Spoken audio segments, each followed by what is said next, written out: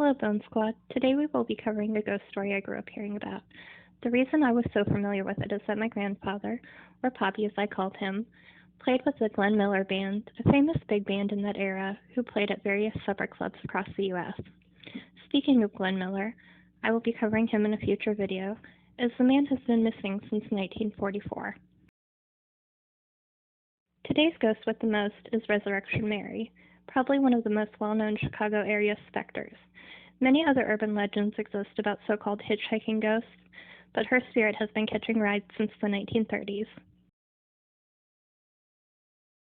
The story goes that a woman named Mary had been out dancing the night away with her boyfriend at the O. Henry Ballroom. However, something happened and they began to argue. Mary stormed off and started walking up Archer Avenue. Sadly, she hadn't made it very far when she was struck and killed by a hit-and-run driver. To add to this already tragic situation, her parents were the ones who discovered her body. They buried her in Resurrection Cemetery in a beautiful white dress and matching dancing shoes. The legend goes that Mary walks up Archer Avenue and asks men for a ride. She is said to be dressed up in a white party dress with light blonde hair and blue eyes.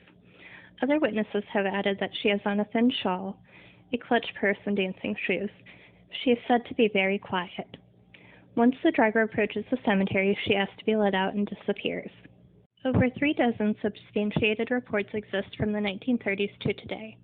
There is some disagreement as to the identity of Resurrection Mary. Some believe it is a woman by the name of Mary Borgovi who died in 1934, although this accident happened downtown in the Loop and due to a car wreck. In 1999, author Ursula Bielski documented a possible connection to Anna Maria Norkus, who died in a 1927 auto accident while on her way home from the O. Henry Ballroom. This theory has become popular in recent years. So what do you think? Is Mary following the path she took the last tragic night of her life, or is this all a bunch of nonsense? I tend to believe she's still out there. Often when a sudden tragic incident happens, such as a wreck or a murder, the victim may not realize that they are dead and carry on as if they were a living person. Although unsettling and sad, this outcome isn't surprising. Thank you for watching. Bye.